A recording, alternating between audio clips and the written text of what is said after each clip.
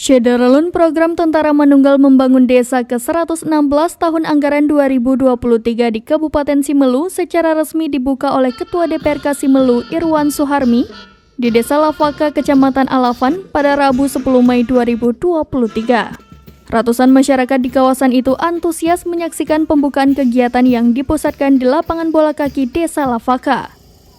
Meski pembukaan sempat tertunda lantaran kawasan itu diguyur hujan lebat, namun masyarakat tetap menunggu hingga berakhirnya acara hingga menjelang maghrib.